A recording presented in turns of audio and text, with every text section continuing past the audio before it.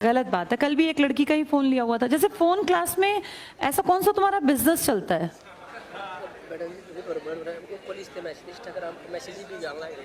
अच्छा देखो, जैसे कॉलेज से मैसेज आना या भाई घर से फोन आना, तुम इतना तो मानते हो कि तुम्हारी आइडेंटिटी भी जीरो बराबर ही है ना? तुम लोग अभी कोई ऐसी बहुत बड़ी चीज नहीं हो कि लोग तुम्हें बड़ा सर्च कर रहे हैं और तुम्हारे जो है अभियान निकाले जा रहे हैं। तुम अभी फिलहाल तुम्हारी आइडेंटिटी जीरो बराबर है। इसको जितनी जल्दी समझ लोगे उतना फायदे में रहोगे बेटा। ये तुम्हारा वेस्टेज ऑफ टाइम है। और अगर तुम्हें लगता है कि सभी ऐसा करते हैं, ठीक है, तुम्हारी पीढ़ी थोड़ा सा अलग है। तुम लोग जरूर, तुम्हें व्हाट्सएप चलाने, इंस्टा चलाने हैं, वो तुम्हारी जरूरत है खाने की तरह, लेकिन उसका एक टाइम सेट कर लो उसका।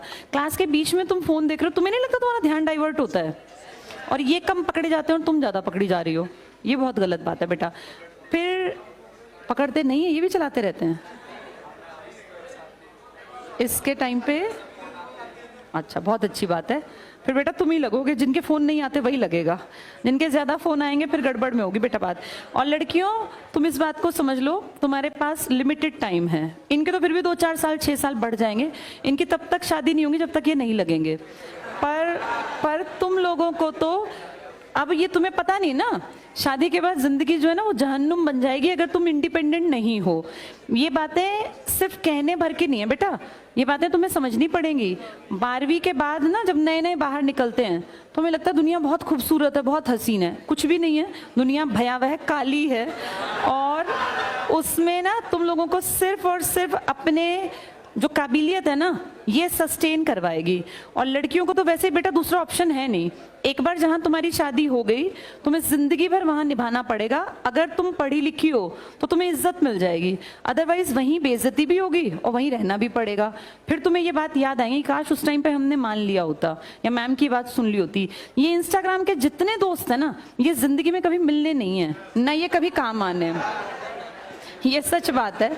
और जितने कोई तुम्हारा फॉलोवर हो, कोई तुम्हें इंस्टा पे, तुम्हें क्या फॉलो ही करते हैं इंस्टा पे, हाँ, तो वो किसी काम नहीं आने। और ये मुझे कल भी शिकायत कर रहा था कि लड़कियां जो है फोन ज्यादा इस्तेमाल करती हैं। तो बेटा थोड़ा सा कॉन्शियस रहो। जैसे समझदार को इशारा ही काफी होता है। अब एक एक को पकड़ा तो नहीं जा सकता, और क्यों हम पकड़ें?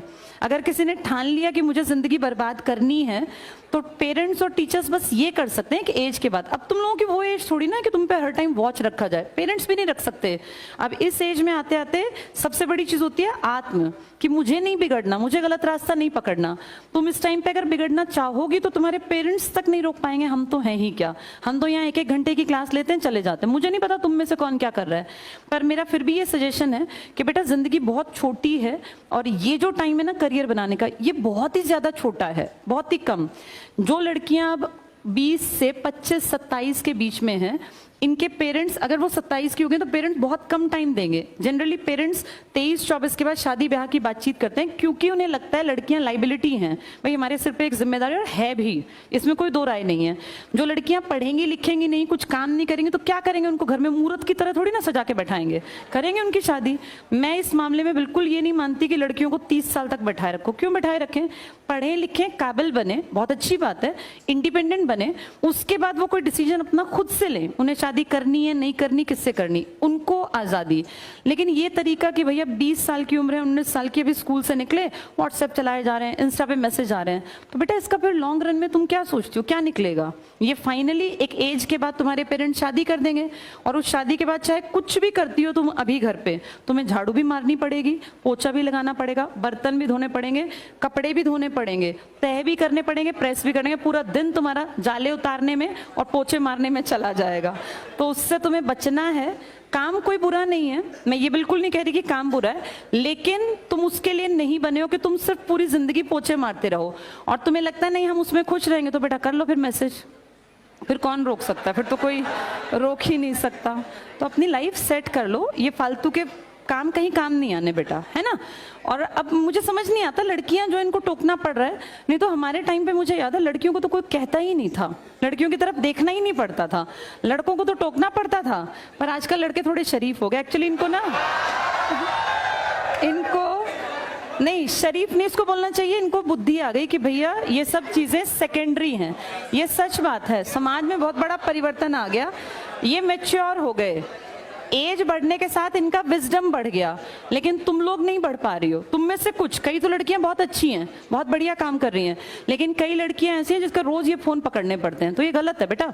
ये फोन एक दो बार पकड़ने के बाद तुम्हारे पेरेंट्स तक ही हमें ये बात पहुंचानी पड़ेगी कि तुम नहीं पढ़ रहे हो। सबके लिए नहीं है। जो लड़कियां अच्छी हैं, पढ़ रही हैं, बहुत अच्छी बात है, ऑल द बेस्ट, पढ़ते रहना। लेकिन जो पकड़ी जा रही हैं रोज रोज, उनको अलर्ट होना है बेटा, ठीक है। और ये दिन बहुत जल्दी भागेंगे। ये अपने पेरेंट्स के घर जो ऐशो आराम है ना, तुम्हारे बीच में जो मैरिड हैं, इनसे पूछ लो, ये ऐशो आराम ज्यादा दिन चलना नहीं है। पेरेंट्स कुछ भी कर लेंगे, लेकिन ससुराल में जैसा माहौल होगा तुम्हें वैसा ही ढलना पड़ेगा। पेरेंट्स की चलनी नहीं है। जिनके घर में पेरेंट्स की चलेगी, उनके घर बसने नहीं है। तो ये मान के चलो कि फिर ससुराल के अकॉर्डिंग ढलने के लिए अपने आप को सबल बना लो। चलो, अब ये ऐसा फोन दोबारा ना आए किसी का। और लगा रखा है स्टारबक्स का। चलो।